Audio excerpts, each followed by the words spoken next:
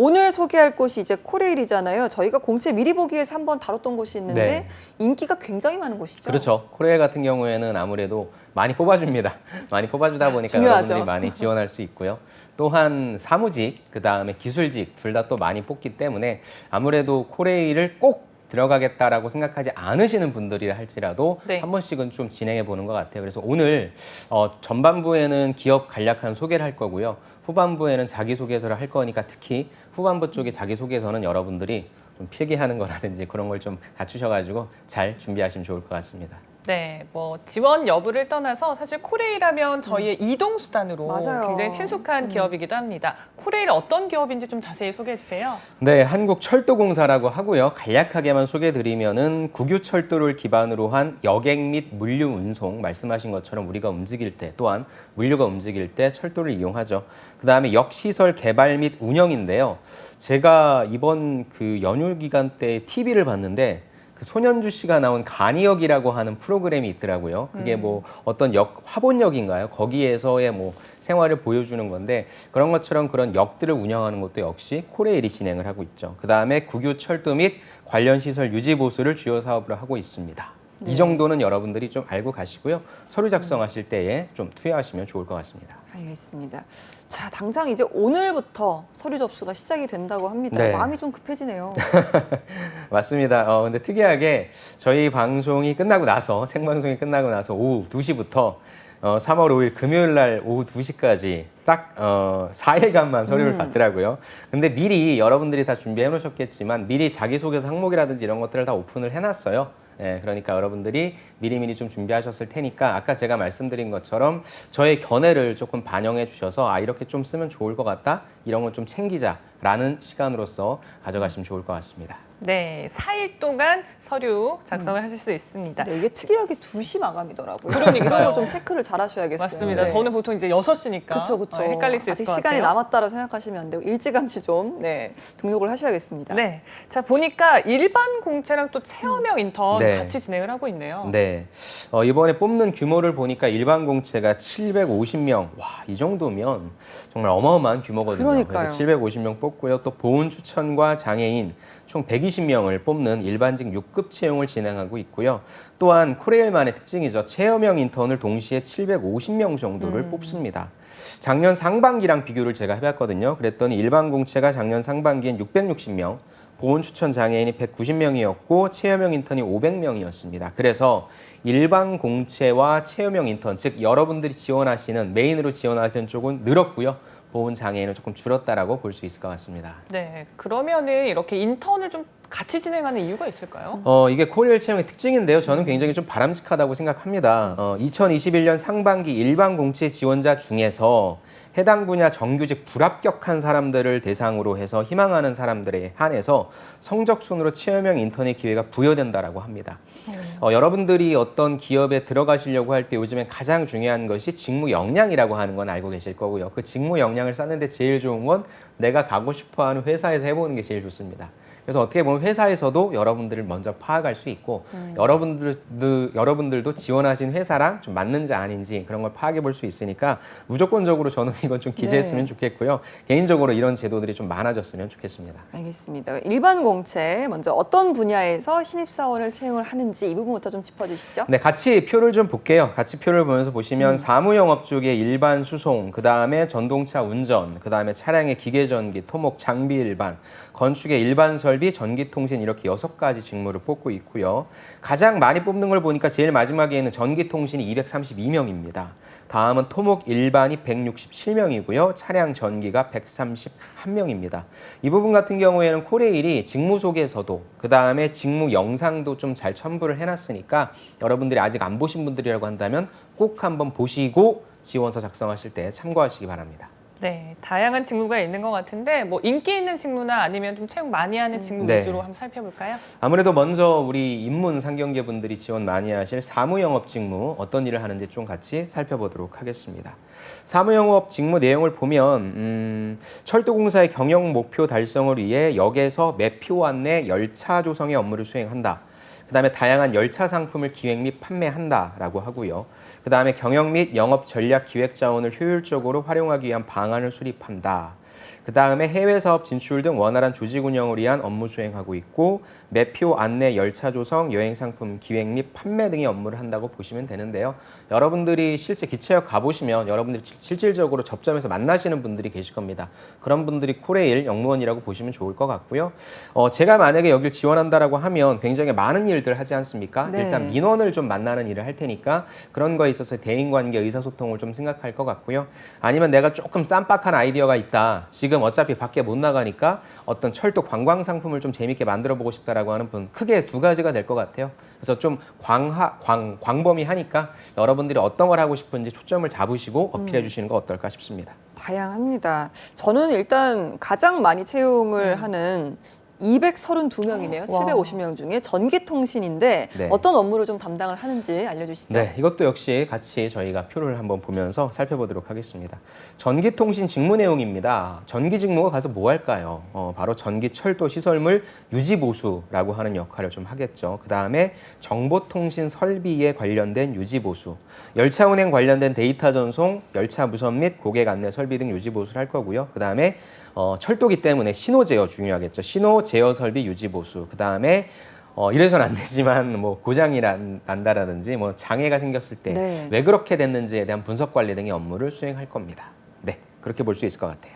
네, 자 이렇게 주요 직무들 저희 살펴봤습니다. 지원 자격도 알아보려고 하는데 아무래도 공공기관이니까 큰 제한은 없을 것 같은데요. 맞습니다. 그런데 간단하게 어떤 자격증이 있어야 된다라고 하는 부분이 있으니까 거기에 좀 초점을 맞춰볼게요. 네. 먼저 학력은 제한이 없습니다. 그다음 외국어도 제한이 없습니다. 연령도 제한이 없습니다. 단 만 18세 미만자 및 정년 초과자는 지원할 수가 없다라고 하는 나이 제한이 있으니까 여기에 걸리는지 아닌지는 꼭 한번 확인해 보시고요. 다음에 아까 제가 말씀드린 것처럼 여기엔 자격증이 좀 필요한 직무가 있어요. 일단 전동차 운전이죠.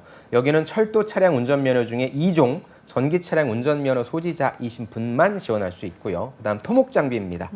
철도 차량 운전면허 종별과 상관없이 1개 이상 소지자라고 해서 괄호 안에 적혀져 있는 내용입니다. 그래서 이 두 가지 직무는 요 자격증이 있으셔야 되니까 이분들은 꼭 한번 체크해 보시기 바랍니다. 알겠습니다. 운전과 토목 자격사항 좀 체크를 하셔야겠습니다.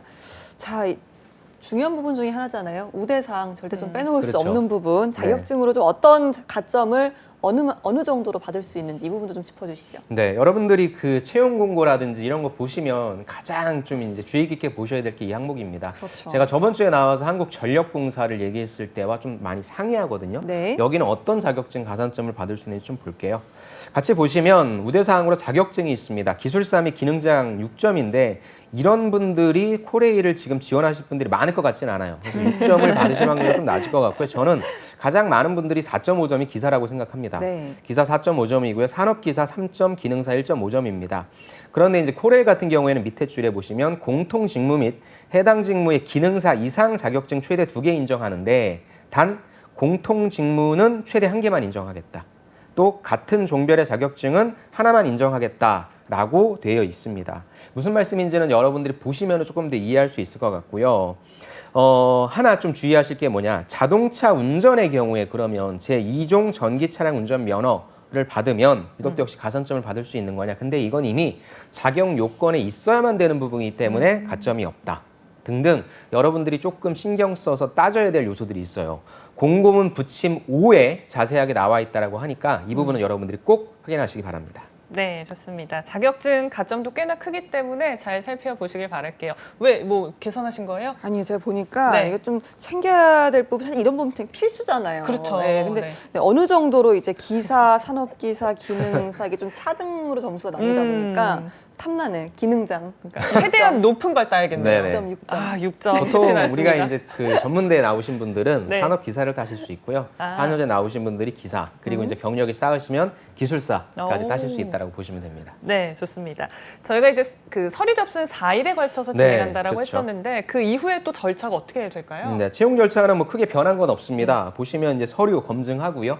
그다음에 가장 중요한 필기 시험 보고요. 그다음에 실기 시험 보는 그 직무가 있고요. 다음 면접 보고요. 철도 적성 검사, 채용 신체 검사 등등으로의 어떤 일반적인 과정을 좀 거치고 있는데 사무영업 같은 경우에 아까 제가 실기 시험이 있다라고 했잖아요. 요 수송 분야에 한해 실기 시험을 본다라고 보시면 좋을 것 같고요. 또 토목 장비 분야의 채용 절차는 부침 6에 부침 6에 보시면 네. 별도 시행된다라고 하는 게 나와 있으니까 사진이랑 이런 것들이 나와 있을 거예요. 그래서 토목 장비 분야이신 분들은 아까 제가 부침 5도 보라고 했죠. 그다음 부침 6도 잘 챙기시면 좋을 것 같습니다. 알겠습니다. 분야가 좀 다양하다 보니까 조금씩 좀 내용이 다른 부분도 있나 봐요. 꼭 좀 챙겨 주시길 바라겠습니다.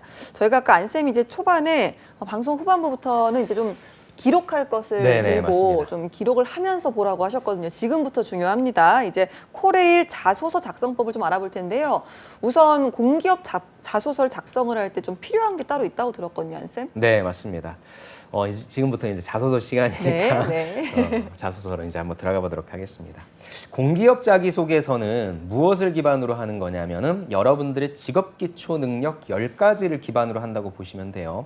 자, 여러분 잠깐만 봅시다. 직업 기초 능력이라고 하는 건 여러분들이 흔히 필기 시험을 직업 기초 능력 NCS라고 알고 있는데 공공기관의 채용 전반은 이 NCS가 필기에도 있지만 자기소개서에도 면접에도 녹아 들어가 있는 거예요. 그렇다고 한다면 자기소개서에서는 내가 지금 지원하고 있는 이 코레일에서는 직업기초 능력 10가지 중에 어떤 것을 중점적으로 물어보고 있는지를 파악하시는 게 좋습니다.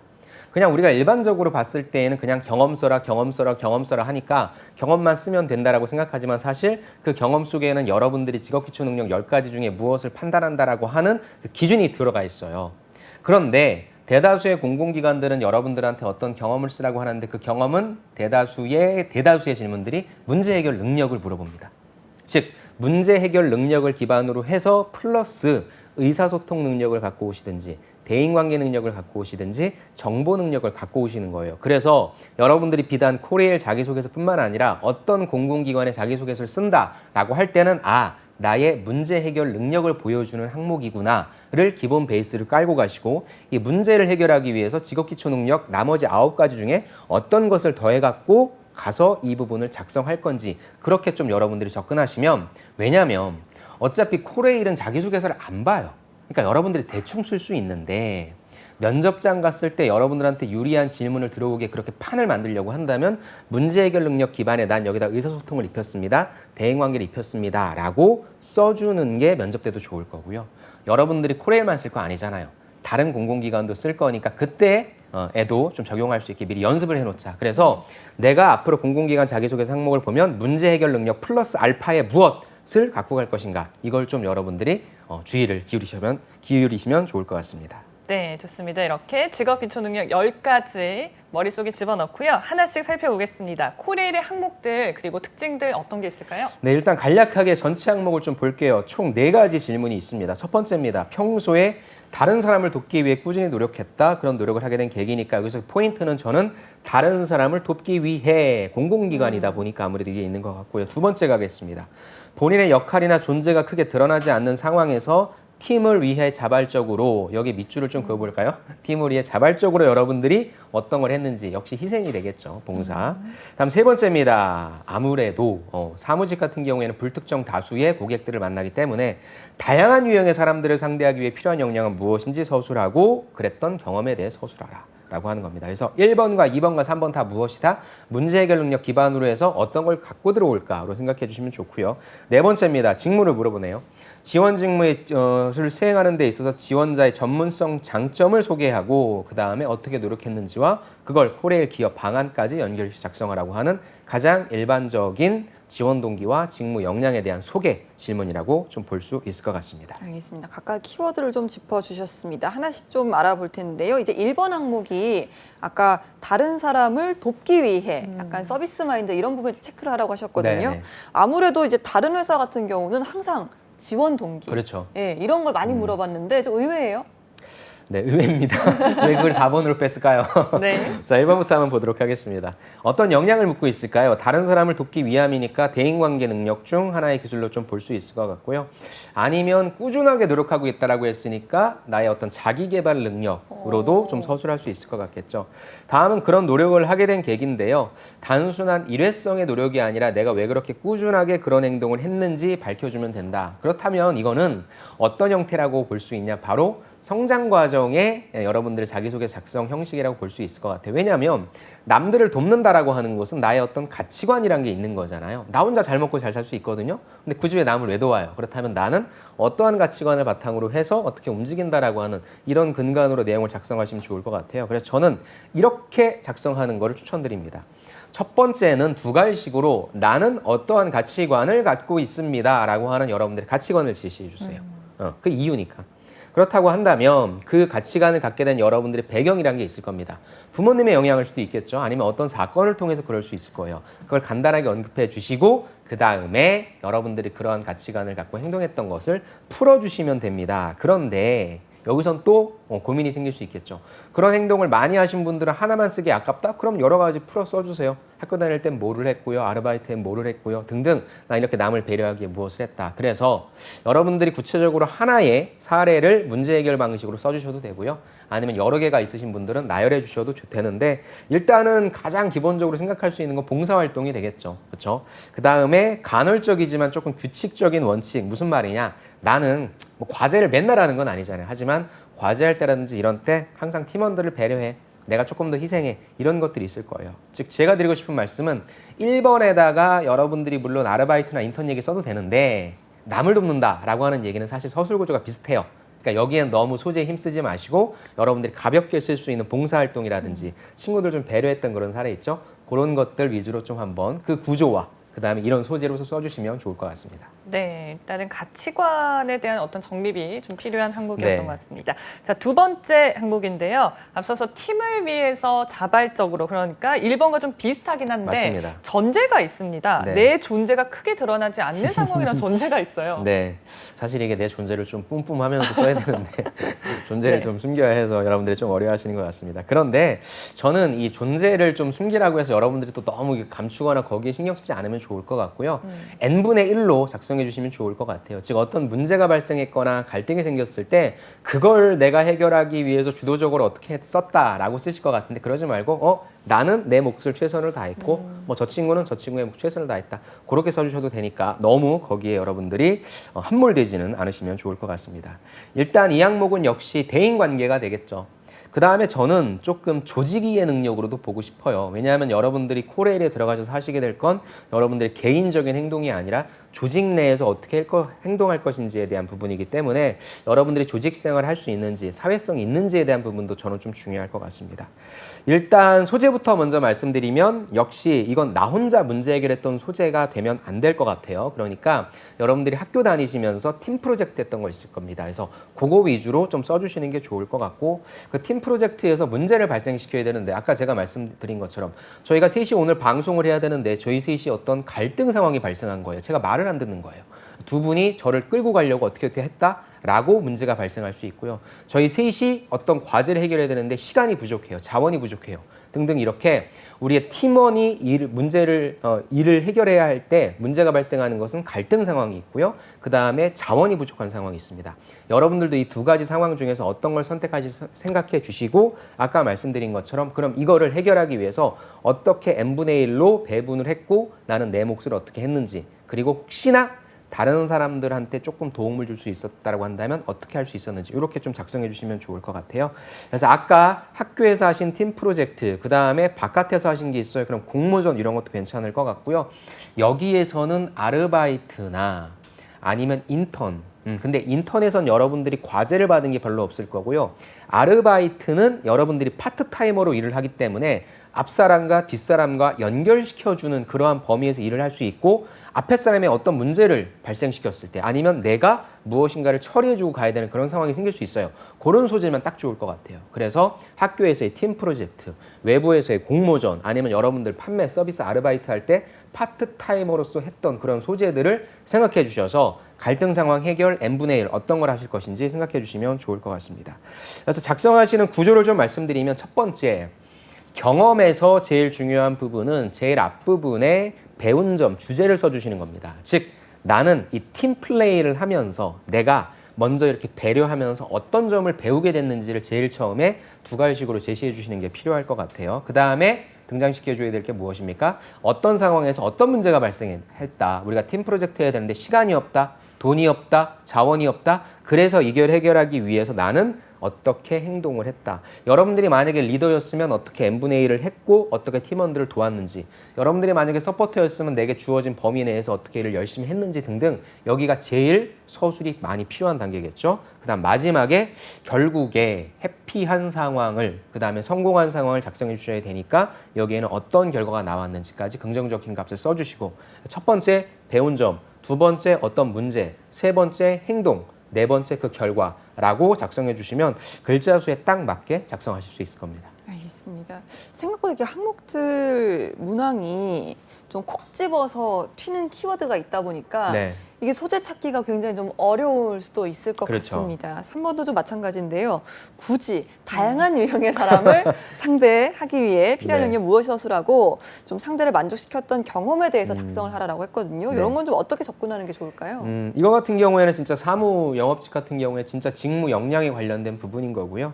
왜냐하면 사무직은 아까도 말씀드렸죠. 불특정 다수의 고객들을 만나게 되니까 네. 어떤 사람인지 모르잖아요. 당연히 어떤 의사소통 대인관계가 필요할 것 같습니다. 또 기술직 같은 경우에도 다양한 부서의 사람들과 협업을 하게 될 겁니다. 그래서 저는 여기에서의 다양한 유형의 사람이라고 하는 부분이 그런 범위에서 말씀을 해주신 것 같고요. 아까 제가 잠깐 말씀드렸지만 가장 기본적인 것은 대인관계와 의사소통을 체크하는 것일 겁니다. 의사소통 그 다음에 가장 중요한 키는 무엇이냐면은 여러분들이 상대방을 만족시키기 위해서 어떤 방법을 사용했는지 생각을 해보셔야 되는데요. 제가 아까 자기소개서 하기 초반에 하기 전에 문제 해결 능력 플러스 알파라고 했습니다. 여러분들 중에는 다양한 사람들을 만족시키기 위해서 말씀을 잘 하시는 분이 계실 거예요. 그다음에 어떤 분은요 데이터로서 그런 것들을 만족시켜 주시는 분이 계실 거고요.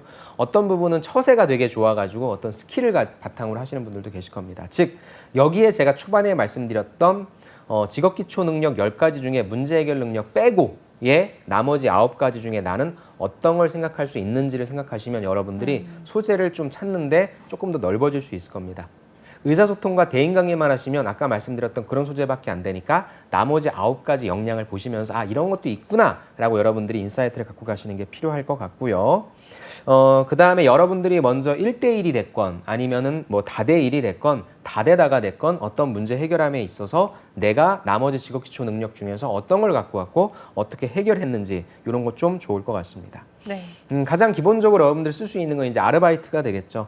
아르바이트라고 하면 여러분들이 부여받은 목표가 있을 거예요. 그런데 그 목표에서 그냥 손님들 상대만 잘한다라고 하는 건 재미가 없으니까 여기서 뭐 내가 몇 명 정도는 대응해야 된다. 조금 더 좋은 건 뭐예요? 뭐 그래도 내가 뭐 매출은 뭐 어느 정도 해야만 됐었다라고 조금은 정량적으로 제시를 해줄 수 있으면 그걸 하기 위해서 내가 무엇을 썼다라고 방법을 갖고 올 수 있으니까 그런 거 좋고요. 만약에 아르바이트가 없으신 분들은 여기에서는 어떤 성과를 좀 제시해 주시는 게 좋으니까 학교 내에서 동아리 활동하시면서 부원 모집하는 경우 있잖아요.